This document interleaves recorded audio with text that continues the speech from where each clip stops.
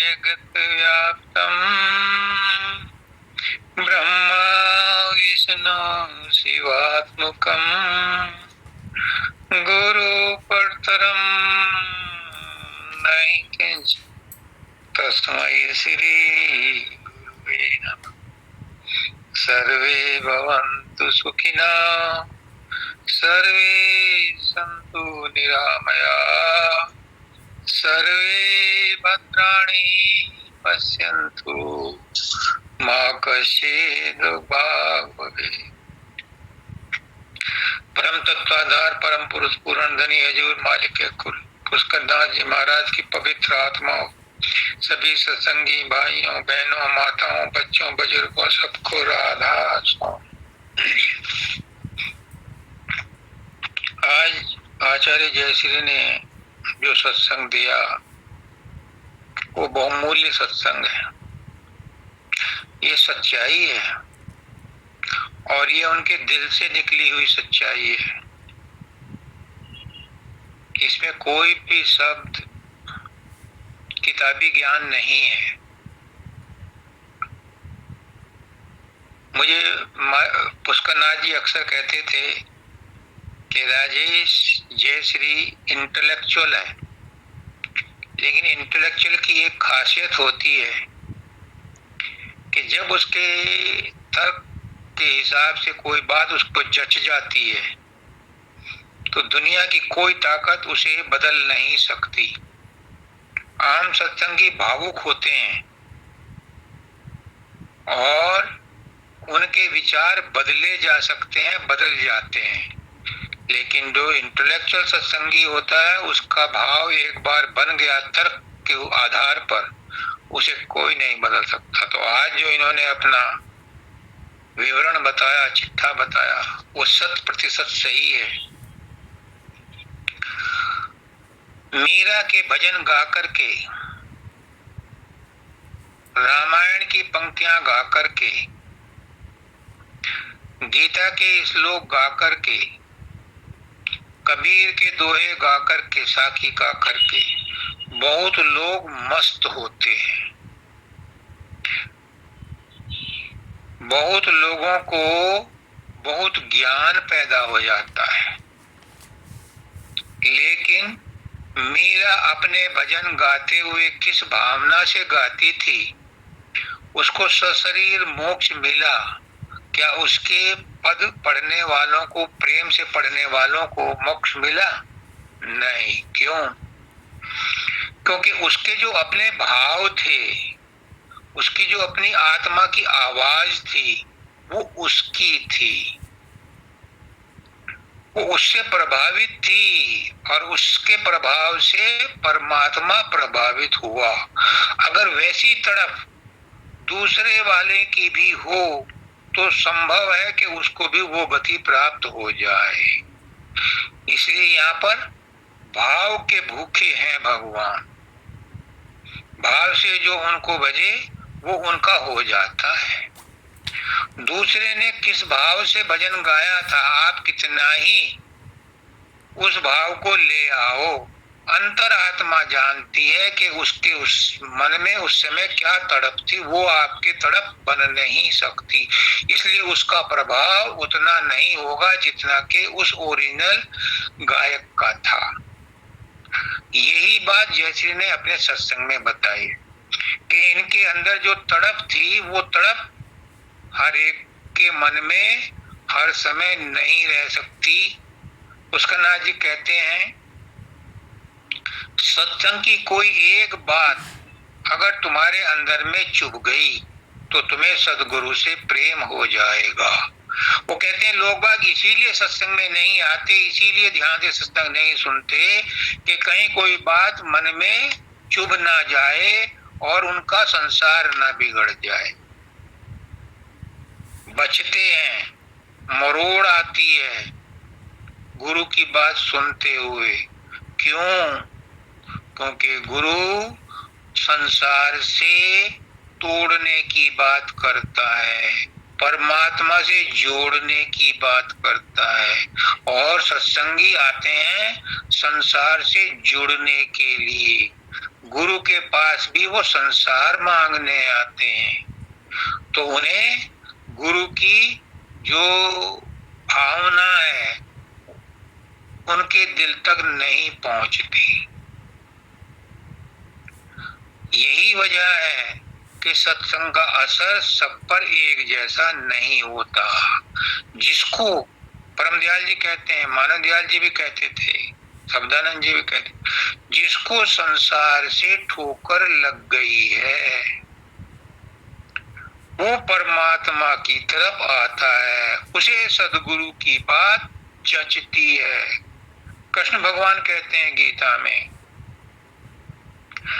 कि जो संसार से ठोकर खाता है, जिसको संसार अच्छा नहीं लगता, जब वो गुरु के पास आता है, परमात्मा की तरफ मुड़ता है, तो उसे परमात्मा अच्छा लगने लगता है। यही बात है कि किसके मन में कब कौन सी बात चुभ जाए।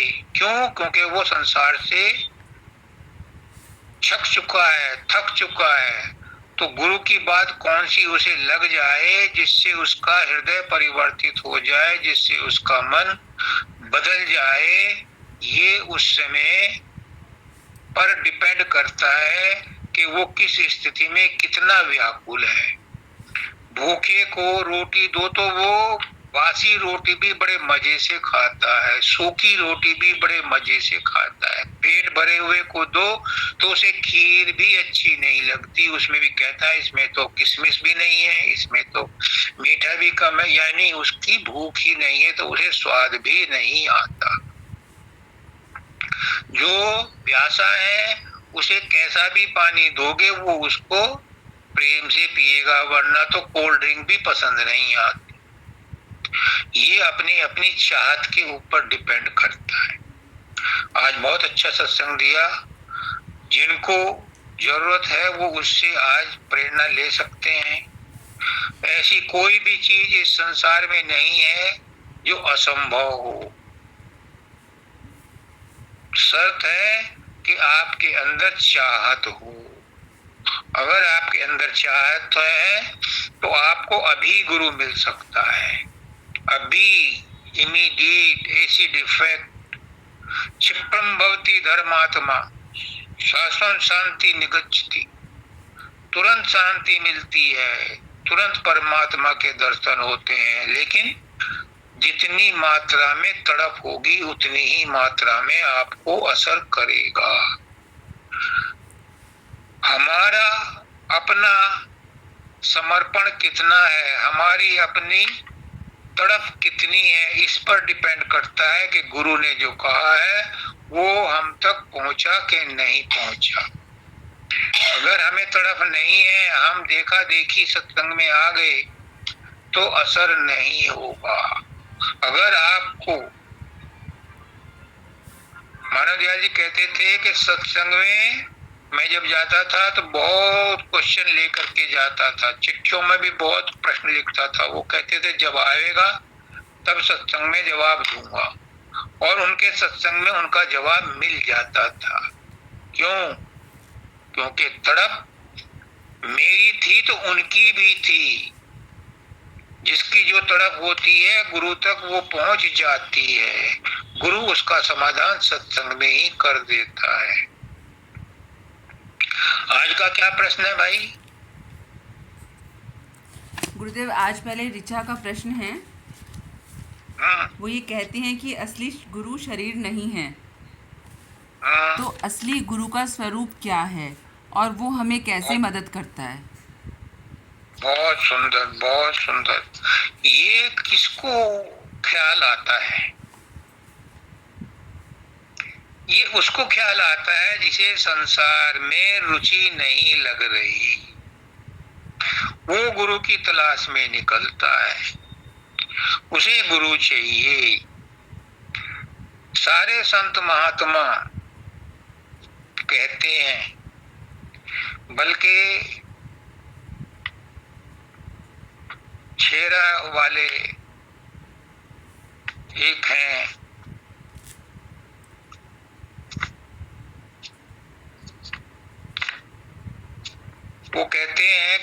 तो गुरु कहता है कि गुरु से प्रेम करो। जब हम गुरु से प्रेम करते हैं तो गुरु कहता है कि गुरु को शरीर मत मानो, गुरु शरीर नहीं है। बड़ी मुश्किल से तो हमने यूं त्यों करके गुरु से प्रेम किया। अब जब गुरु से प्रेम करने लगे तो गुरु कहता है कि गुरु शरीर नहीं है। तो कहते हैं अजीब असमंजस की स्थिति है। फिर गुरु क्या है, यही प्रश्न ऋचा का है कि गुरु कहता है मैं शरीर में आप जैसा हूं। है हाँ, यही है। मैं तो आप जैसा हूं, मैं गुरु नहीं हूं। मैं तुम्हें गुरु का रास्ता बता सकता हूं। तुम्हारा असली गुरु तुम्हारे अंदर है। लेकिन जो सत्संगी है, नया सत्संगी है, जो संसार से दुखी होकर के आया है, उसे उस निर्गुण का क्या पता, उसे उसमें कैसे घुसेगा। उसके लिए कहा गया है कि सगुण की उपासना करो। और सगुण कौन है? जो ज्ञान देने बैठा है तुम्हारे सामने। स्वामी जी महाराज ने भी कहा है, क्या कहा है?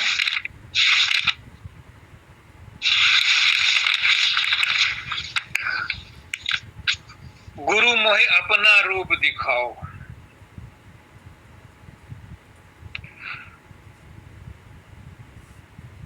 गुरु कहता है कि गुरु तुम्हारे अंदर है। तो आप कौन हो? आप भी तो अंदर वाले से जुड़े हुए हो। आप भी तो गुरु हो। क्योंकि जो गुरु से जुड़ा हुआ है, जो ट्रांसफॉर्मर से जुड़ा हुआ है, जो तार, और ट्रांसफॉर्मर जुड़ा है पावर हाउस से, उसके अंदर जो बिजली आ रही है, वो बिजली कहाँ से आ रही है? वो पावर हाउस से आ रही है, जो बिजली का भंडार है। गुरु के अंदर जो ताकत आ रही है, ट्रांसफॉर्मर में जो ताकत आ रही है, वो कहाँ से आ रही है? वो उस पावर हाउस से आ रही है। तो गुरु भी बिजली का भंडार है, सगुण रूप भी बिजली का भंडार है। वो भी, उससे भी प्रेम करोगे तो आप बिजली से जुड़ जाओगे। बिजली बिजली करते रहोगे तो बिजली से नहीं जुड़ सकते। इसलिए पहले साकार गुरु से प्रेम करना पड़ता है। अभी जैसे ने बोला ना कि जब तक गुरु से प्रेम नहीं होगा, गुरु से तार साकार वाले से नहीं जुड़ेगा, निराकार वाले से नहीं जुड़ सकता, नहीं जुड़ सकता, नहीं जुड़। साकार से पहले जोड़ना पड़ता है, तब बाद में साकार को भूल करके निराकार को पकड़ते हैं, और फिर निराकार को भी छोड़ना पड़ता है। तो अभी आप पहली सीढ़ी पर हो तो साकार को ही पकड़ो। गुरु मोहे अपना रूप दिखाओ, ये तो रूप धरा तुम सर्वगुण, जीव उबार कराओ। जो उसका सगुण रूप है, इससे वो जीवों को उबारता है, जीवों को सहारा देता है, जीवों को ज्ञान देता है, जीवों को रास्ता बताता है। मानव दयाल जी कहते थे कि ऊपर बैठा हुआ भगवान, ईश्वर, परमात्मा हमारे किसी काम का नहीं है। हमारे काम का वो है जो हमसे बात करता है, हमारी समस्याएं सुनता है, हमें रास्ता बताता है, हमें समाधान बताता है, हमसे प्यार करता है, हमें प्यार करना सिखाता है। वो निराकार हमें प्यार करना नहीं सिखा सकता। वो हमसे बात करने नहीं आता, वो हमारे किसी काम का नहीं। जब हम साकार वाले से जुड़ जाते हैं, इससे प्यार करने लगते हैं, तब ये साकार वाला कहता है अब अंदर में जाओ, पहले हाई स्कूल तो पढ़ लो, हाई स्कूल की परीक्षा तो पास कर लो, पीएचडी तो तब करोगे जब पहले हाई स्कूल करोगे, इंटर करोगे, बीए करोगे, एमए करोगे, तब पीएचडी में जाओ। तो कंफ्यूज मत हो, स्टेप बाय स्टेप चलो। आपने सुन लिया गुरु ने कहा कि गुरु शरीर नहीं है। ये किन लोगों के लिए कहा? ये उन लोगों के लिए कहा जिन्होंने बीए पास कर लिया है। जो अभी हाई स्कूल में हैं उन्हें सगुण रूप से प्यार करना पड़ेगा, पड़ेगा, पड़ेगा, नहीं तो आगे का रास्ता नहीं खुलेगा। तुम देखते हो कि कार चलाने वाले कार चलाते हैं, स्टीयरिंग भी छोड़ देते हैं, टेलीफोन पर बात करते हैं, लेकिन जो कार चलाना सीख रहा है वो ऐसा नहीं कर सकता। उसके लिए ऐसा करना वाजिब नहीं है, वरना वो सीख नहीं पाएगा। पहले सीख लो, पहले सगुण रूप से प्यार कर लो, तब निर्गुण रूप में आना, तब उसकी बात को समझना। गुरु अगली जो लाइन है वो गुरु ने उन लोगों के लिए बताई है जिन्होंने बीए एमए पास कर लिया है। उनको कहते हैं कि गुरु शरीर नहीं है, गुरु अंदर में तुम्हारा अपना आपा है। लेकिन उसकी स्टेजेस पार करने के लिए तुम्हें सगुण रूप से जो ज्ञान दे रहा है उससे प्यार करना पड़ेगा, वरना तो लिंक नहीं बनेगा। एक बार आपका लिंक बन जाए, हॉटस्पॉट चालू हो जाए, तो आप अपने मोबाइल से मैसेज भेज सकते हैं। अभी लिंक ही नहीं जुड़ा, आपका हॉटस्पॉट ही नहीं मिला आपको, तो आप मैसेज नहीं भेज सकते। उस निर्गुण को मैसेज नहीं जा सकता जब तक कि आपका सगुण रूप से प्यार नहीं है। तो बात चल रही थी कि गुरु के रूप हैं 4। अब सुन लो, जब बात ही उठी है तो सुन लो। गुरु के रूप हैं 4: चोला, नूर, तूर और अनुभव सार। पहला क्या बताया? चोला, देह में आया हुआ गुरु पहला स्टेप है आपके आध्यात्मिक कक्षा में प्रवेश करने के लिए। इससे प्रेम करना जरूरी है, क्योंकि ये इनिशियल स्टेज में हमें सारे भेद बताता है, आगे के रास्ते का हाल वर्णन करता है। इसलिए पहला गुरु है देहधारी गुरु। उसके बाद जब तुम इसमें प्रवीण हो जाते हो, तब एक ही जगह मत बैठो, फिर गियर में गाड़ी डालो और आगे बढ़ो। आगे बढ़ते बढ़ते कहेगा कि अब तुम्हारे अंदर जो परिवर्तन आ रहे हैं, नाम का सुमरन करते करते जो एकाग्रता आ रही है, उसका प्रभाव ये होगा कि तुम अंदर में कुछ शब्द सुनोगे, प्रकाश की झलक देखोगे। तो दूसरा रूप है नूर। आपके अंदर प्रकाश पैदा होना शुरू होगा। उस पर ध्यान लगाने के लिए गुरु कहता है कि अपने अंदर में घुसो।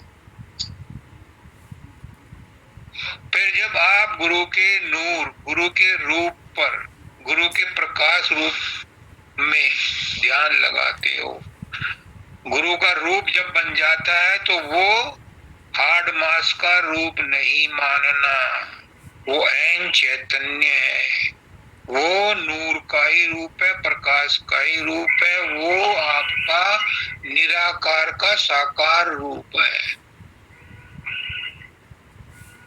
उस पर ध्यान लगाने से आपके अंदर प्रकाश आएगा, और जहाँ प्रकाश होता है वहीं शब्द भी होता है, क्योंकि प्रकाश और शब्द साथ साथ चलते हैं। जब गाड़ी में आप चाबी लगाते हो, इग्निशन ऑन करते हो, तो आवाज भी होती है और करंट के रूप में प्रकाश भी पैदा होता है। दोनों साथ साथ चलते हैं। जब बादलों की गड़गड़ाहट होती है तो जहाँ घर्षण होता है वहाँ बिजली भी चमकने लगती है, और जहाँ बिजली चमकती है वहाँ घर्षण यानी शब्द भी होता है। तो प्रकाश और शब्द दोनों साथ साथ चलते हैं। जब ये स्टेजेस पार हो जाएंगी, तीसरी स्टेज पार हो जाएगी, तो फिर कहते हैं चौथा गुरु है अनुभव सार। फिर आपका अनुभव बताएगा आपको कि गुरु क्या है। उस अवस्था में आकर के आप खुद गुरु बन जाओगे, खुद संत बन जाओगे, खुद परमात्मा बन जाओगे। इसी बात को और तरीके से बताते हैं दाता दयाल। क्या कि गुरु के 4 रूप हैं। पहला रूप तो देह है, जो रूप है, जो दिखाई देता है उसका रूप है, उसका नाम है। रूप और नाम दोनों इस संसार की रचना करते हैं। तो गुरु का नाम, जो उसने आपको नाम दिया, वो नाम है उसका, और रूप वो है जिस रूप में रह करके उसने आपको नाम दान दिया। तो ये नाम और रूप दोनों देहधारी ने दिए। दूसरा रूप है गुरु का अरूप। अरूप कौन होता है? जो देखा नहीं जाता। और कौन नहीं देखा जाता? मन नहीं देखा जाता। दूसरा गुरु का रूप है तुम्हारा मन। और दादा दयाल कहते हैं कि तीसरा गुरु का रूप है तुम्हारा अपना स्वरूप, जो आत्मा है, जो कारण शरीर है। और चौथा है सूरत, जो अनूप है, जिसका वर्णन नहीं किया जा सकता, जो अनुभव का विषय है, सिर्फ अनुभव का विषय है। सूरत सूरत सब करते हैं, लेकिन सूरत क्या है शायद 1% 2% जानते हैं। आज बात उठी है तो मैं आपको बताता हूं।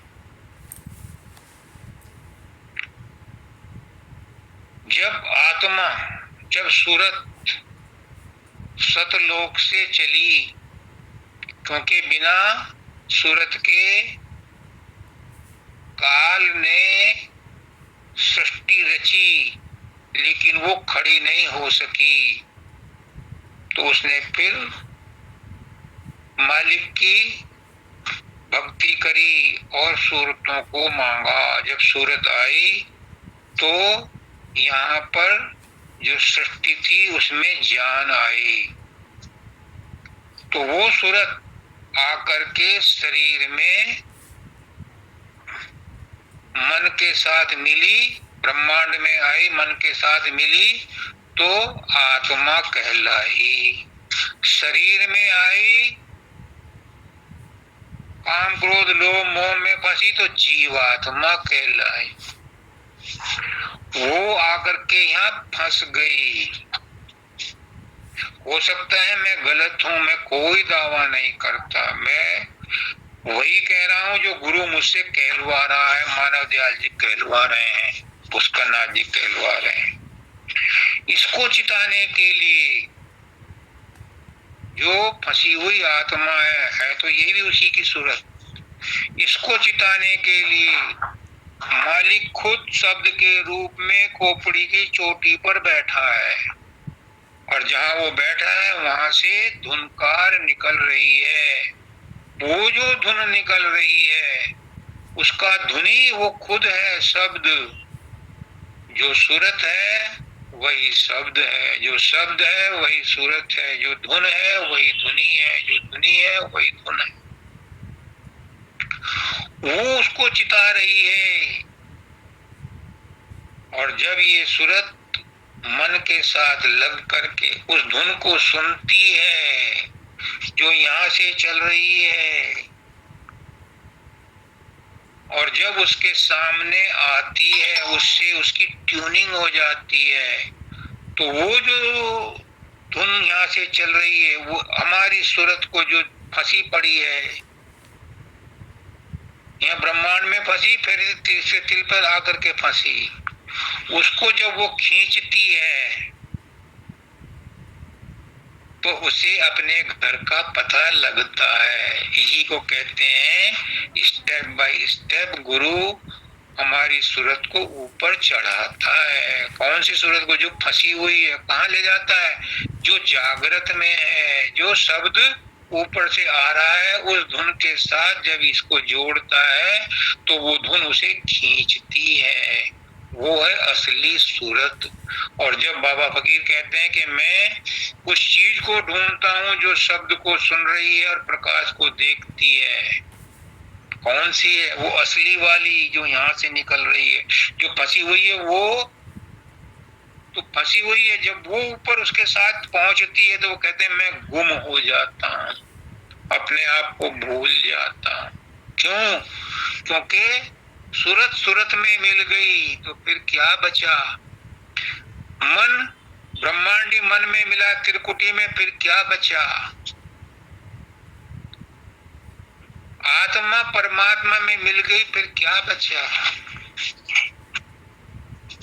फिर एक एहसास बच जाता है, फिर एक अनुभव बच जाता है, फिर एक फर्ज बच जाता है, फिर एक एहसान बच जाता है गुरु का, जिसने हमें ये रास्ता दिखाया।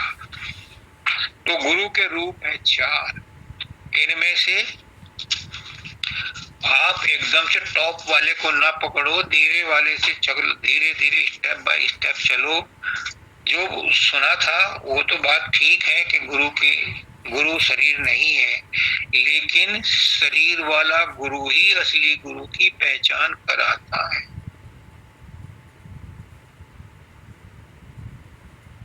हमारी मदद कौन करता है? सेकंड पार्ट है इस क्वेश्चन का। हमारी मदद कौन करता है? बता दूं? शायद 80% को नहीं पता।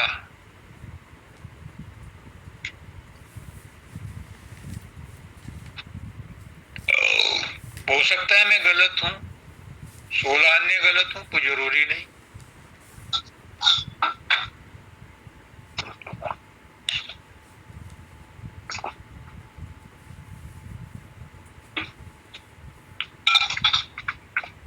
देखो, पल्ले में गांठ बांध लो।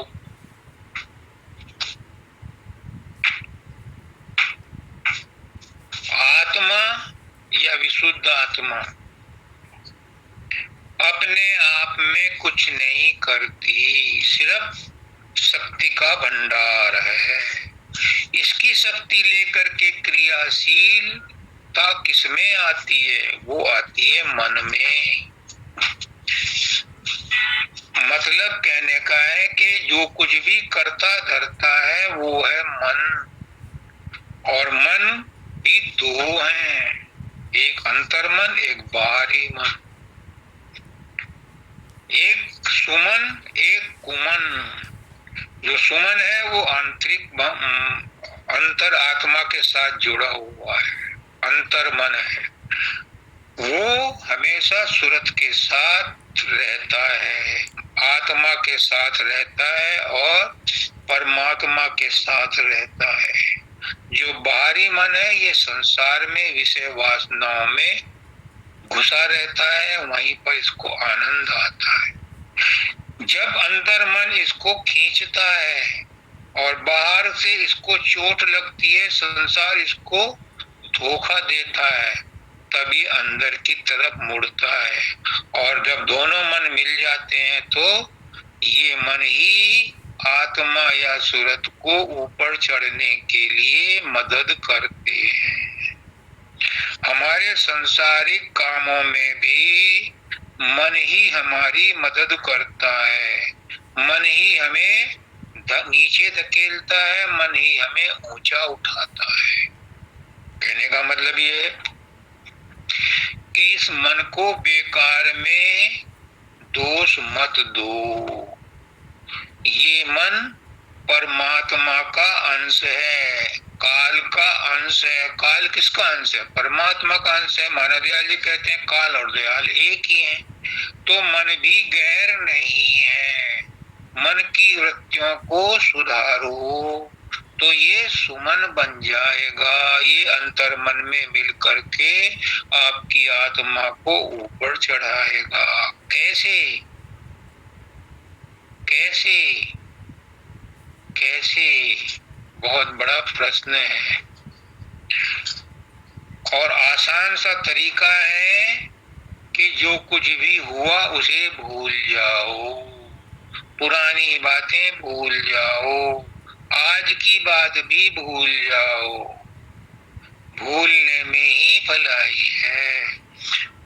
अगर सारी बातें याद रखोगे तो रात को नींद भी नहीं आएगी। ये परमात्मा ने अच्छा इंस्ट्रूमेंट हमारे सबके अंदर फिट कर दिया है कि रात को सोने से पहले हमारी याददाश्त को वो गुम कर देता है, लेकिन हम जानबूझ करके उसे कुरेदते हैं। लेट नाइट तक हम मोबाइल देखते हैं। हम चुगली में, द्वेष में, ईर्ष्या में, नफरत में रुचि लेते हैं। लेट नाइट तक पिक्चर देखते हैं या टीवी पर बैठे रहते हैं। तो जो भूलने की ऑटोमेटिक प्रक्रिया हमारे अंदर फिट थी वो डिस्टर्ब हो जाती है, इसलिए रात को नींद नहीं आती। और जब रात को नींद नहीं आती तो सैकड़ों बीमारियां लग जाती हैं। डॉक्टर लूटते हैं या फिर संत महात्मा लूटते हैं ऐसे आदमियों को। तो इसलिए कहते हैं कृष्ण भगवान कि अपने स्वभाव में बरतो। हमारा स्वभाव क्या है? हमारा स्वभाव काम, क्रोध, लोभ, मोह, अहंकार करना नहीं है। कोई भी आदमी 24 घंटे इनमें नहीं बरत सकता। हमारा स्वभाव है शांति। ये हमारा जन्म सिद्ध अधिकार है क्योंकि हम शांति के भंडार से आए हैं। हमारा स्वभाव है प्रेम करना। हम प्रेम के भंडार से आए हैं। परमात्मा प्रेम का भंडार है। परमात्मा ही प्रेम है और प्रेम ही परमात्मा है। याद रखना है तो प्रेम करो, परमात्मा को याद करो। अभी जैसे ने बताया, गुरु की किसी एक बात को याद करो। एक बात को याद करने से आपका गुरु से संपर्क जुड़ जाएगा, नेटवर्क शुरू हो जाएगा, हॉटस्पॉट लग जाएगा। और अगर संसार को याद करोगे तो संसार की घटनाएं ज्योमेट्रिकली मल्टीप्लाई होंगी। फिर आपको नींद नहीं आएगी। परमात्मा को दोष मत देना। नींद की गोली खा करके भी नींद नहीं आती कुछ लोगों, क्योंकि वो संसार में जानबूझ करके उलझते हैं। संसार को जितना भूलोगे भूलने में ही भलाई है। तो मदद कौन करता है? मदद भी ये मन ही करता है। फंसाता कौन है? मन ही हमें फंसाता है। इसलिए मन को सुसंस्कृत करना है, सुमन बनाना है। उसके लिए क्या है? उसके लिए छोटी छोटी आदतें सुधारनी है, चरित्र को सुधारना है, अपनी आदतों को सुधारना है, अपने कर्मों को सुधारना है, अपनी बातों को सुधारना है। हम दूसरे के प्रति कितना संवेदनशील हैं, कितना दूसरों के प्रति घृणा करते हैं, कितना दूसरों की बुराई करते हैं, कितना हम अपने आप में संतुष्ट हैं, कितना हम असंतुष्ट हैं। इससे हमारा एक चरित्र बनता है, इससे हमारा एक आदत बनती है, इससे हमारा स्वभाव बनता है। स्वभाव बनाना आपके और मन के बस में है। आप चाहें तो सुबह अपने विचारों को बदल करके अपने स्वभाव को बदल सकते हैं। आप चाहें तो उनमें बह करके कष्टों में रह सकते। जीवन बिताना आपके हाथ में है। पुष्करनाथ जी कहते हैं, मुझे हर बात याद आती है। परिस्थितियां बदल जाएं ये संभव नहीं है, ये आपके बस में है ही नहीं। लेकिन हर परिस्थिति में तुम सुखी रहो, तुम खुश रहो, ये आपके अधिकार में है, ये आपके हाथ में है। आप चाहो तो विपरीत परिस्थितियों में भी खुश रह सकते हैं। मैं गया था काशीपुर, वहां बता के आया कि जो बड़ी परिस्थिति है, ये समझो कि परिस्थिति किसने भेजी है, ये उस परमात्मा ने भेजी है। परमात्मा ने भेजी है तो कुछ अच्छाई है, अच्छाई है तो उसे स्वीकार करो, उसमें कमियां मत निकालो, अपने आप को समर्पण करो। हे प्रभु, तूने जो भेजा तेरा शुक्रिया, बात बात में उसका शुक्रिया करो, सांस लेते हो शुक्रिया अदा करो, टट्टी पैसा जाते शुक्रिया अदा करो, रोटी खाते शुक्रिया अदा करो, किसी से बात करते उसका शुक्रिया, क्योंकि उसने इतने साधन आपको दिए हैं कि उसका शुक्रिया करते करते हम थक जाएंगे, लेकिन कोई परमात्मा का शुक्रिया नहीं करता, उल्टा उसके ऊपर दोषारोपण करता है। तो फिर कैसे उसकी जिंदगी में स्वभाव उसका बदलेगा, परिस्थितियां कैसे बदलेंगी? पहले आप अपने आप को सुधारो, उस परमात्मा को उसका शुक्रिया अदा करो, धन्यवाद दो कि हे मालिक तेरा शुक्रिया। जब तुम्हारा मन शुद्ध हो जाएगा, तुम्हारा मन पवित्र हो जाएगा, निर्मल हो जाएगा, तो मन में ऑटोमेटिकली शांति आनी शुरू हो जाएगी, नींद आनी शुरू हो जाएगी। और एक जगह मैंने सुना था, हमारे गुरु ने कहा था, किसी ने सत्संग में ही कहा था कि जो नाम गुरु ने आपको दिया है, इसके सुमरन की गोली नींद की गोली से 1000 गुना बेहतर है। नींद ना आए तो गुरु का दिया हुआ नाम जपते रहो और ये सोचो कि गुरु की गोद में लेटी हूँ, गुरु मेरे सिर पर हाथ फेर रहा है। थोड़ी देर में उसी भाव को बरहते रहते नींद भी आ जाएगी, और हो सकता है कि नींद आने के टाइम में अगर ये सुमरन चलता रहा तो नींद में भी सुमरन होगा, और वो 100 बरस के जब तब से बेहतर है। एक दिन भी अगर सुमरन करते करते नींद में चले गए और नींद में सुमरन हुआ, समझ लो 100 बरस के जब से बेहतर फल मिलेगा। मेरे साथ कई बार ऐसा हो चुका है। तो ये असंभव नहीं है, ये काल्पनिक नहीं है, आप भी कर सकते हो। जब आप सुमरन करते करते सोते हो, मैं क्या कहता हूं, मेरे गुरु ने कहा कि जिस समय कोई बच्चा, मतलब बच्चा में अगर कोई गलत आदत है, बच्चा कमजोर है पढ़ाई लिखाई में या शारीरिक रूप से या कुछ और परेशानी है, तो जिस समय बच्चा सो रहा हो, सोया ना हो और जागा भी ना हो, बस वो उस समय उस 1 सेकंड के 1000वें हिस्से में वो अभी सोने जाएगा एकदम से और अभी जगा हुआ है, उस समय उसके सिर पर हाथ रख करके माँ बाप गुरु जो भी उसे आशीर्वाद देंगे, वो 1000 बीमारियों को, 1000 कमियों को, 1000 उसकी अक्षमताओं को तुरंत दूर कर देगा। क्यों? उसका एक वैज्ञानिक कारण है। उस समय का विचार उसके सबकॉन्शियस माइंड में और अनकॉन्शियस माइंड में प्रवेश कर जाएगा, और सबकॉन्शियस और अनकॉन्शियस माइंड का प्रवेश किया हुआ विचार तमाम ब्रह्मांड को बदल देता है। तो उसके भी भाग्य को बदल देगा, बशर्ते कि आपने राइट टाइम पर उसको वो आशीर्वाद दिया। ये आप अपने ऊपर भी आजमा सकते हैं। अभी दूसरा प्रश्न ले लें? नहीं गुरुदेव, 9-10 नहीं, दूसरा प्रश्न नहीं हो सकता। चलो इसी का समापन करते हैं। तो ये इस काम के लिए चाहते तो सब हैं, लेकिन होता नहीं। कारण फिर वही मन है। मन हमारा संसार में फंसा हुआ है, लेकिन गुरु की बात का अगर असर हो गया, गुरु से आपको प्यार हो गया, तो गुरु की दया मेहर से आपका मन भी बदल सकता है, बदलता है, बदलता हुआ मैंने देखा है, अपनी आंखों से अनुभव किया है कि गुरु के प्यार से, दया मेहर से बहुत से लोगों के मन बदल गए। पहले मन ये काग था, करता जीवन घात, सत्संग कर हंसा भया, मोती चुन चुन खा। पहले मन पर्वत बना, पत्थर कठिन महान, सत्संग टाकी खाए कर हो गया कंचन।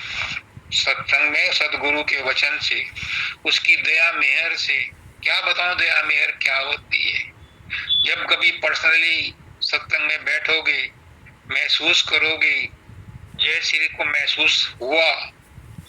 उसका नाजी बहुत कम अवसरों पर साधन ध्यान में बैठते थे, वो 24 घंटे साधन ध्यान में ही रहते थे। कहते भी थे अपने सत्संगों में 24 घंटे गुरु का ध्यान कर। वो 24 घंटे अपने सुमरन ध्यान में ही रहते थे, समाधि में ही रहते थे। लेकिन कभी कभी वो करते थे। एक बार जैसी आई बेंगलोर से, इसको बुखार भी था, फिर भी ये धाम पर गई। सुबह को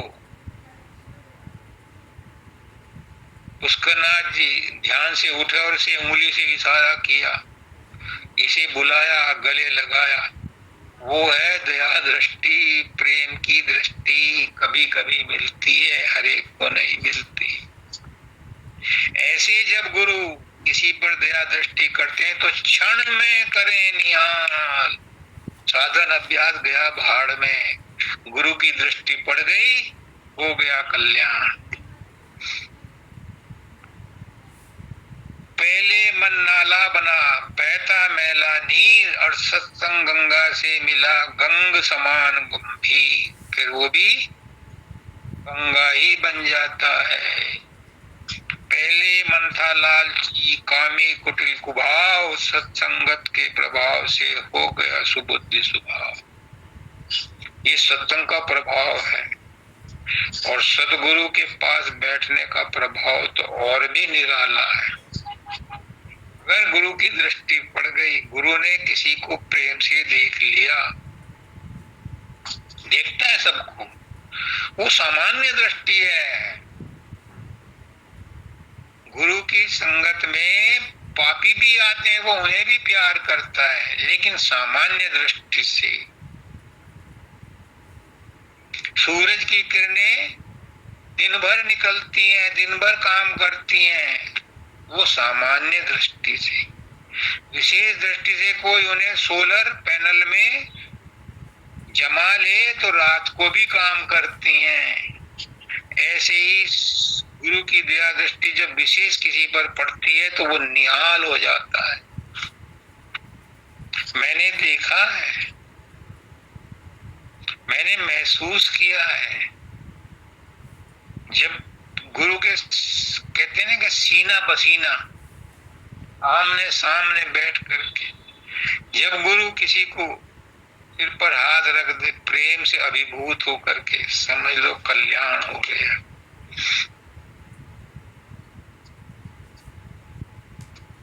सत्संग के प्रभाव से बहुत कुछ हो जाता है। गुरु की दया दृष्टि से सब कुछ संभव है, असंभव भी संभव हो जाता है। क्यों? उसका नाथ जी कहते हैं, मैं नहीं कहता, कि उनकी डिक्शनरी में असंभव शब्द ही नहीं है।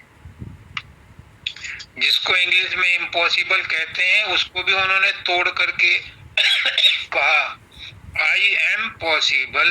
इम्पॉसिबल के स्पेलिंग को उन्होंने 3 भागों में बांट दिया। आई एम पॉसिबल यानी सदगुरु के पास कोई भी चीज पहुंच गई, वो जो चाहे कर दे। और एक बात, सदगुरु के आशीर्वाद को ब्रह्मा विष्णु महेश भी नहीं टाल सकते। क्यों? क्योंकि वो परम पिता परमात्मा परात पर ब्रह्म का आदेश लेकर के आया है। आदेश ही नहीं लेकर के आया, उसका रूप चूल्हा धारण करके वो स्वयं आया हुआ है, इसलिए उसके आदेश को हर कोई मानता है। सदगुरु के अंदर बहुत बड़ी ताकत है। इसलिए ऋचा ये मत समझना कि जो कहा है कि सदगुरु देह नहीं है, देह वाला सदगुरु सब कुछ कर सकता है। लेकिन तुम्हें अंदर में अगर प्रगति करनी है तो तुम्हें अंदर वाले से भी जुड़ना पड़ेगा। अंदर से जुड़ करके ही तुम आगे की प्रगति कर सकती है। आज समय काफी हो गया है। एक बात और बता दूं चलते चलते, लोगों को बहुत कंफ्यूजन होता है, कई बार पूछते हैं कि माया क्या है। थोड़े से शब्दों में बताओ माया क्या है। बहुत लंबी चौड़ी उपनिषदों में इसकी व्याख्या लिखी है।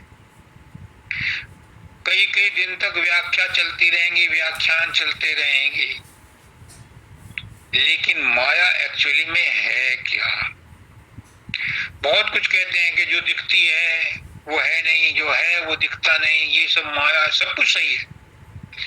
लेकिन मुझ जैसे के लिए अगर मैं कहूं दो शब्दों में कि माया क्या है, मेरा तेरा, बस यही माया है। मेरा तेरा पना ही माया है। गुरु के अंदर मेरा तेरा पना नहीं होता, ईश्वर के अंदर मेरा तेरा पना नहीं होता। ईश्वर के लिए तो सभी बराबर है। इसीलिए मैं कई बार कह देता हूं, मैं नहीं कहता, मेरा गुरु कह देता है कि आपकी आत्मा आपकी नहीं है, ये सार्वजनिक है, ये सबकी है। और इसीलिए कहते हैं कि हम सब एक हैं, क्योंकि आत्मा सबकी एक है, सार्वजनिक है। मेरा तेरापना आत्मा में नहीं है, मन में और शरीर में तो है मेरा तेरापना, आत्मा में मेरा तेरापना नहीं है।